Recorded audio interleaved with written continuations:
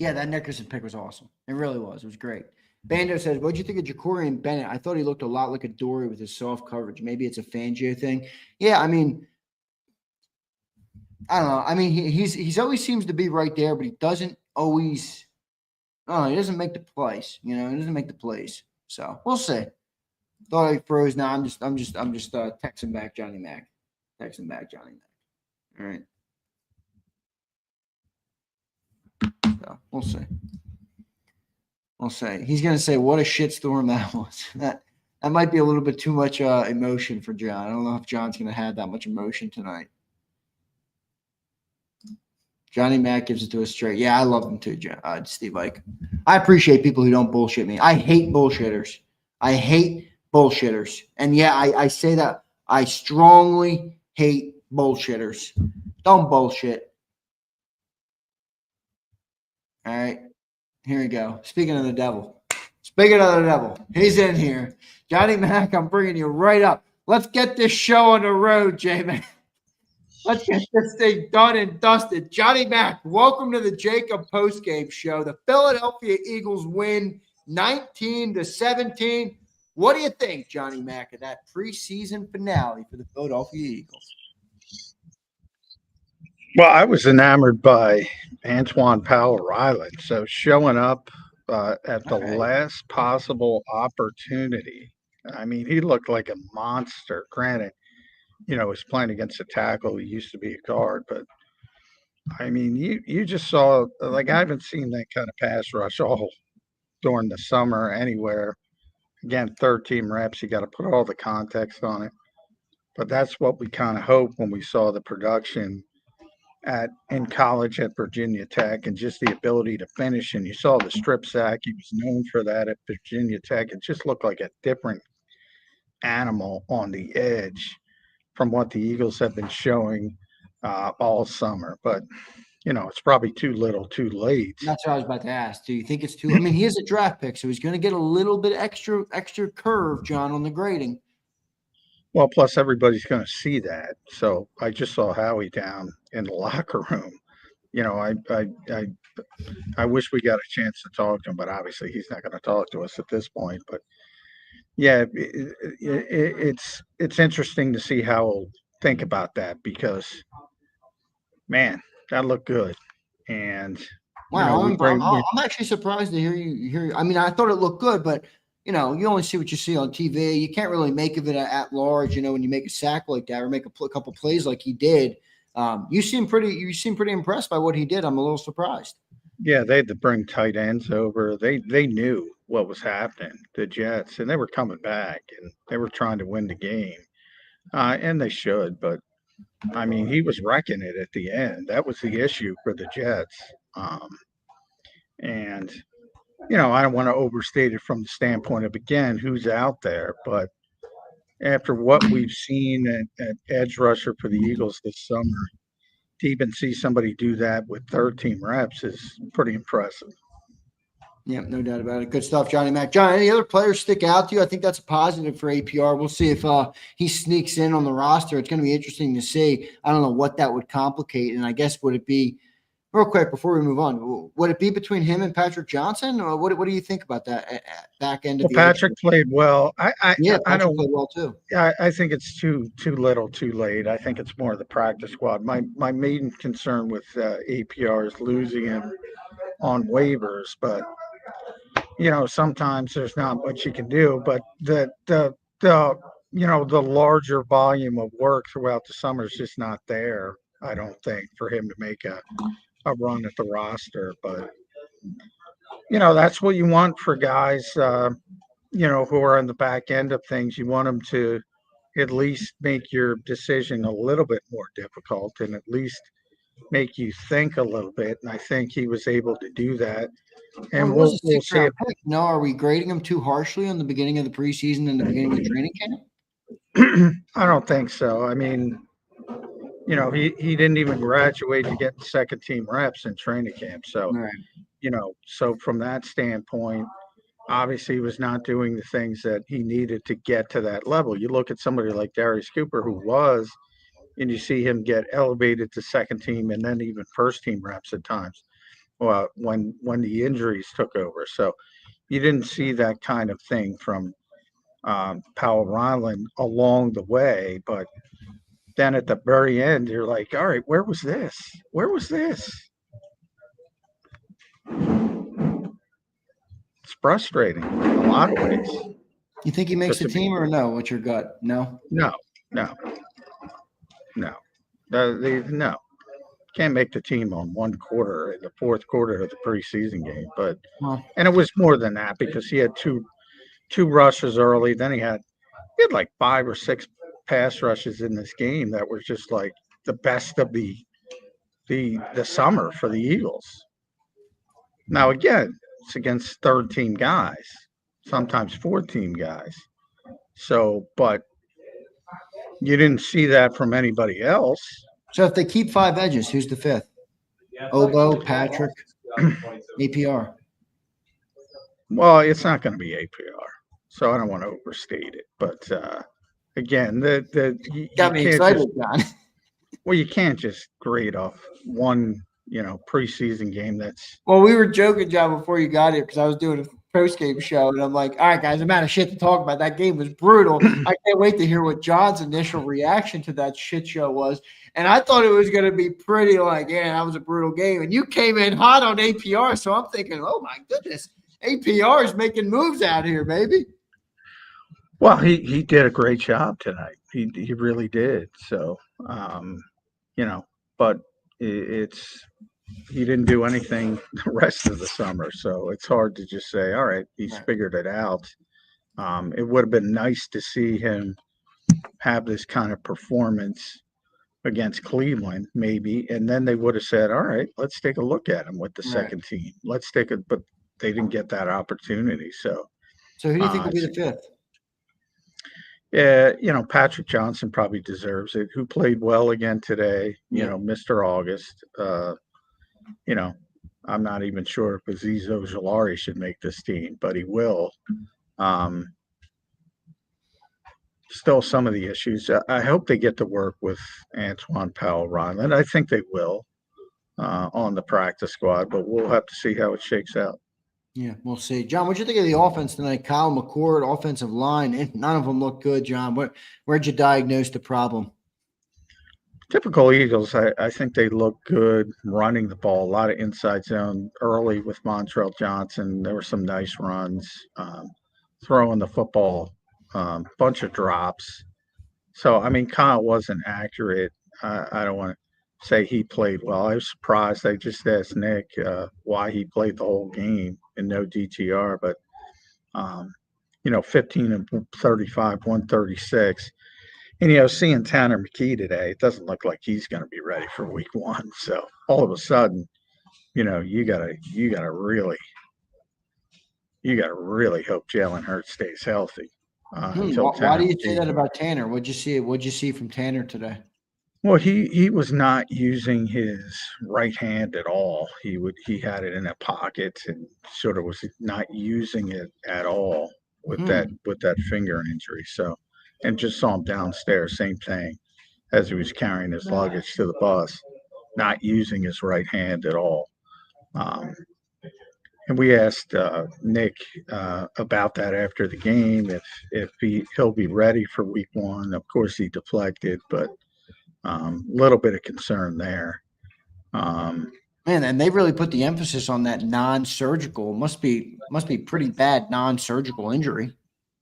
Yeah, well, it's probably broken, but it doesn't need, non-surgical, and it's on his throwing hand, so that complicates it. When did this happen? When did the Tanner McKee injury happen? Was it the beginning of this week? I'd have to look at the timing. I don't have it in front of me, but it wasn't obvious in a game or practice, and all of a sudden he just showed up on an injury report. So, it could have happened in practice, could have happened in walkthrough. Yeah. If you're just catching a football, people have caught a football, you dislocate your finger. If somebody's throwing, heat, could have been anything. But until we get to Tanner, we're probably not going to get much clarity on that, other than, the injury reports will start to come out the week of the game.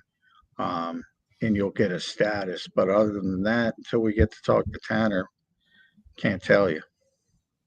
We'll see what ends up happening with that. Could be Kyle McCord as the backup in week 1. John, that depth on that offensive line is not good, bro. At least it doesn't look like it to me. Those guys don't hold up. I don't know. Is the depth on this offensive line not as we thought? I mean, I remember early in training camp, John, you said to me, they almost have too many NFL capable offensive linemen. And maybe that still stands true, but I don't know. Ugly performance from them tonight. What'd you see? Yeah, I'm not as and just first watch where I got to rewatch the game, unfortunately. But I didn't think it was terrible. I would have wished that on you. I don't think it was terrible. Again, I'm comparing to the rest of the NFL. So I mean, think about the New York Jets, and they can't block Antoine Powell Ryland. So think about how they feel. So understand nobody's playing. Number one, Matt Pryor's not even playing. And then if you look at Drew Kendall, he came out of the game early, so he's one of their top backups. And then you're down to the Brett Toast of the world, the Trevor Keegans, the Miles Hintons, the Cameron Williams, and that's pretty deep. To me, the 8 game day actives are going to be the 5 starters. Hopefully Landon's ready, but if he's not, and then the 3 backups are going to be Matt Pryor, Drew Kendall, and Darian Kennard most likely. So I think that's a pretty solid group for a game day. So I wouldn't be too concerned about that. We'll see what ends up happening with that. Johnny Mac, any other key takeaways from the game tonight? How about that Perry Nickerson interception, John? I thought that was pretty impressive play. Yeah, that's nice. Yeah. Savvy guy, knows how to play, but he's going to get cut on Tuesday. So, oldest defender. It's one of those things where you're looking for more upside. But the more important stuff in this game were, the guys who didn't play, the Matt Pryors, the Jihad Campbells, the Adoree Jacksons, the Sidney Browns, those guys, and the guys who did play. And I thought some of them played well. I thought it was notable that they had 4 punt returns because the Jets were so bad with in the first half offensively. They had 4 punt returns, and Smith got them all. I thought that was a good sign for him. But then as a receiver, he dropped 2 balls, at least, that I caught. So there's some good, there's some bad with him.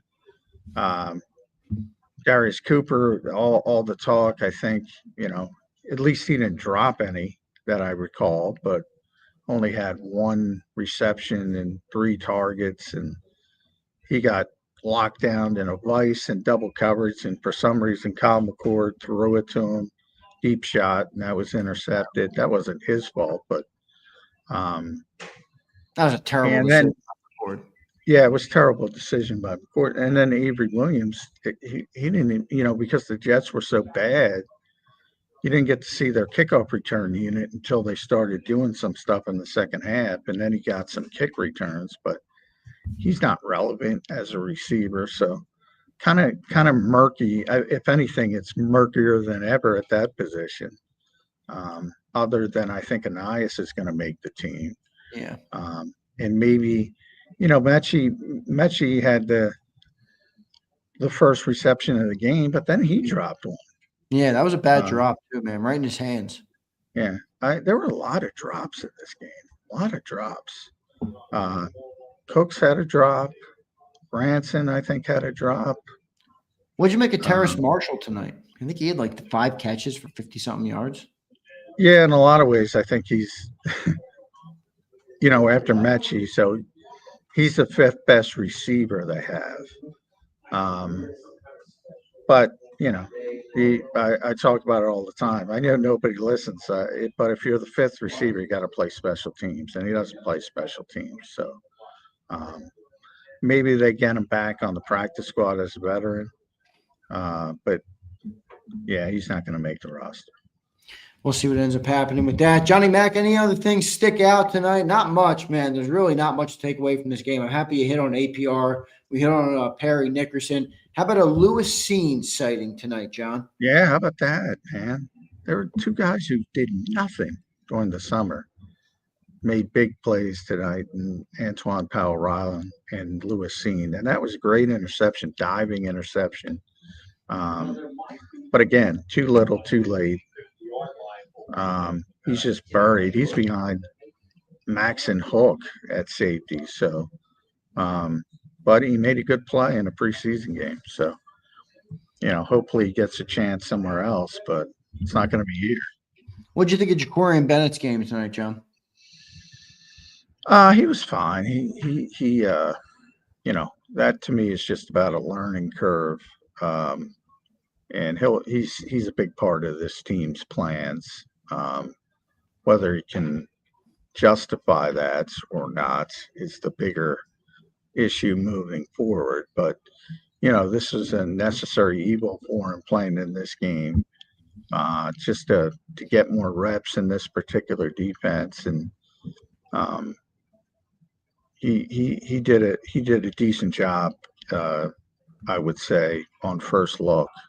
And he'll be more relevant as we get into the season. I think ultimately he'll start pushing Adoree Jackson outside. We'll see what ends up happening with it. Johnny Mac, great stuff. Any final thoughts on the game tonight, brother? Make sure you travel home safely back to the Philadelphia region tonight from MetLife Stadium. I know it's a shit show up there. Not many people at the game. A pretty big snooze fest down. I've never seen this place so empty. So that's a positive in getting out of here. But I one more thing is Byron Young. I should mention him. He was a captain. I think I mentioned before. Vic keeps bringing him up unprompted. Obviously not a lot of guys were playing, so the captains were Brett Toth, who's a veteran, Ben Van Sumeren, Byron Young, and Tristan McCullum. Keep an eye on Byron Young. He might make this team. I think that's interesting. And John, one last comment. Thanks to my boy Mike in the chat bringing it up. Jake Elliott, I thought was a big winner. Oh, he's great. Braden Mannigan tonight was a winner. I mean, he had 6 punts for 50-something average. And Jake. Keelan Robinson was a loser. He lost. Braden Mann had a great punt that was going to put the Jets inside the 5, and Keelan Robinson had no idea where he was on the field, just walked into the end zone instead of downing it at the 1 or 2 yard line. And it was a perfect punt by Braden Mann.